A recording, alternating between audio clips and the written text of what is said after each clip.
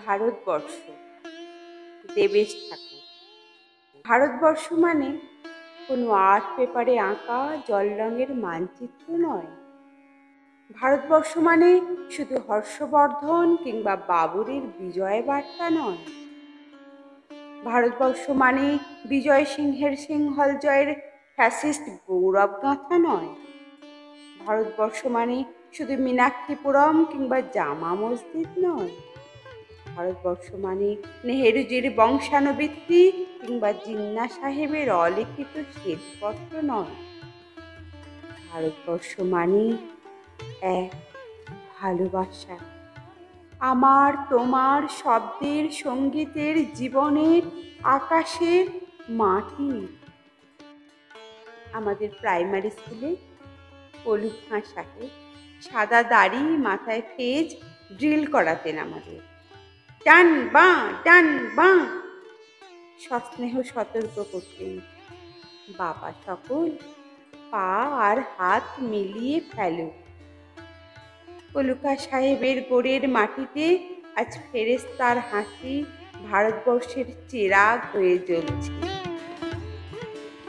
বদ্রু মিয়ার হাতের কর্ণিকে শিব মন্দিরের গায়ে কত ফুল কাটা, আর তার জোগাড়ে হয়ে মশলা মাখছে ঈশান বাউরি। নিয়ামত শেখ আর বকুল মাহাতো এক পাটাতনে ধান ঝাড়ে। সোনালী গোবিন্দভোগে খামারের ঠিকরে পড়ে সোনালি আলু।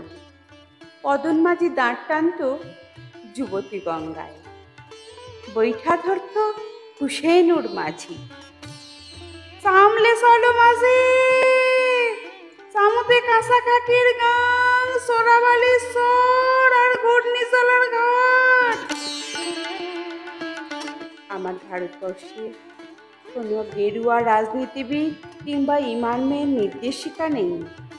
এখানে কোনো সংহিতা হাদিস ছাড়াই কোজাগরি চাঁদের অকৃপণ আলো পড়ে গাঢ়, আর রমজানি চাঁদ তুলসী মঞ্চের গায়ে পূর্ণ আলো দেয়।